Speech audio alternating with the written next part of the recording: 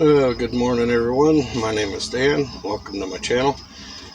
If you're new here, I ask that you'd please hit the subscribe button and ring the little bell icon to be notified when I upload a new video or I go live.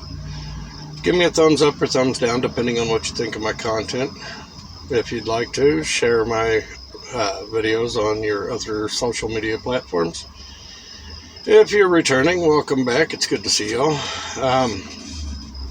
Want to remind everybody again that this weekend, between Friday and Sunday, sometime through there, I'm going to do a surprise live, so you will need to have that little bell icon ring so that you'd be notified. And I will be giving away EDC bags and some other stuff. So make sure that you have that little bell icon ring.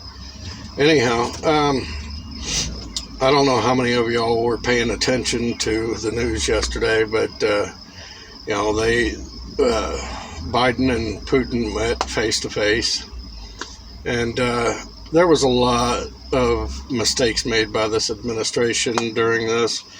The first of which was not to have a joint press conference afterwards.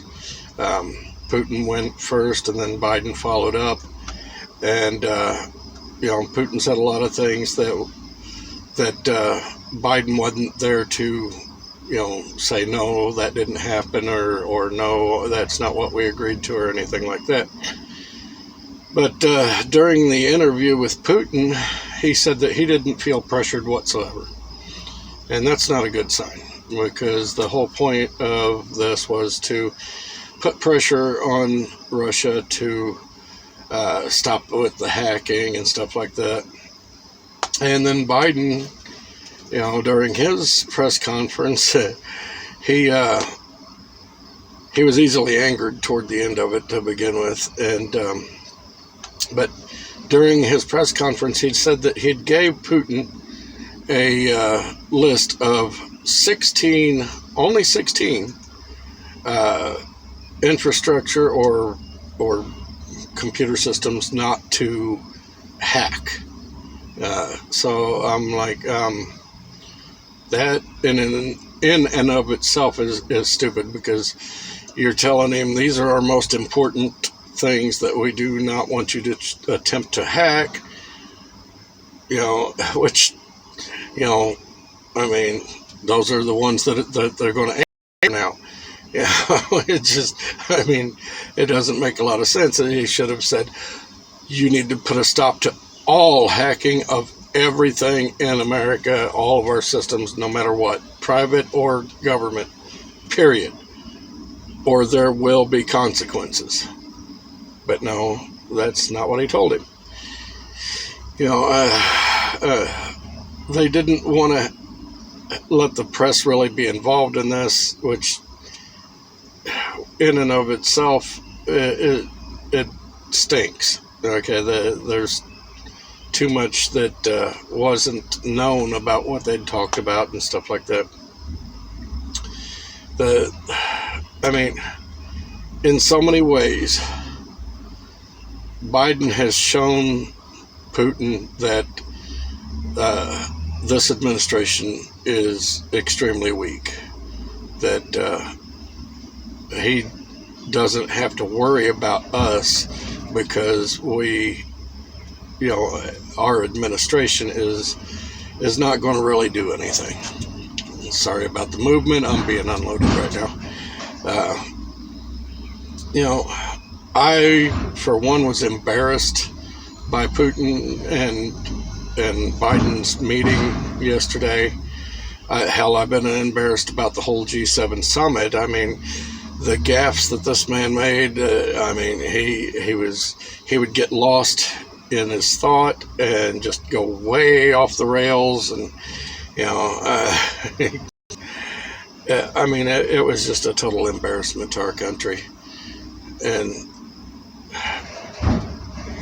I cannot believe that this administration even exists, because we have an old man in there that is clearly weak. The entire world is making fun of him. how they made fun of him to his face there at the G7 summit for the gaps that he was making. You know, I've watched news sources from around the world, and they have been laughing at Biden and the administration for all the stupidity. And, you know, during the meeting with Putin, you know, threw up in the face, in Biden's face, about how BLM came to be, and all of the strife and discord in our country. And you know, I mean, see, that's where the Democrats never thought about what we're portraying to the rest of the world when they promote all of this stuff. They promoted the inequality bullshit. They have promoted the systemic racism, all of that crap for the last couple of years, you know. I mean, you know, so the rest of the world's been sitting back watching and laughing and saying, okay, well, we're going to use this against them when they try to tell us how to do things. Ooh, that was loud, wasn't it? But, you know, we're going to use this if they try to tell us, you know, dictate to us about humanitarian policies and all that kind of stuff. You know, and they've been throwing it up in the face of this administration left and right. Now, YouTube probably won't let this video upload, but I had to say those things. I had to get them off my chest. One of the other things that I've been thinking about, you know, they claim that we have a lumber shortage. Well, I've been to these lumber yards. They're stacked full. Okay, and there are plenty of drivers to haul it. So it's not really the drivers or the lack of product. It's the logistics part itself is where they're screwing up. And you know, no, the price of lumber probably isn't going to come down for a good long time. But I think that's part of the plan myself. This is my personal opinion. I believe that they wanted to raise the price of lumber so high that you couldn't afford to build a new home. Okay? And you can't afford to do repairs on your current home. You have to have buttloads of money in order to be able to do anything. I mean, I was looking at remodeling my kitchen. I can't afford to do that now because the price of lumber is so high. I was looking to build a deck on, and I can't do that because the price of lumber is so high. But, you know, if you stop and think, okay, they're preventing people from being able to build because you just can't afford it. Then you have these big conglomerates going around buying up entire neighborhoods of homes. Okay, that's why the property values are so high, is because you know, the conglomerates are the ones buying it and making buku bucks. You know, they're turning these into rental properties.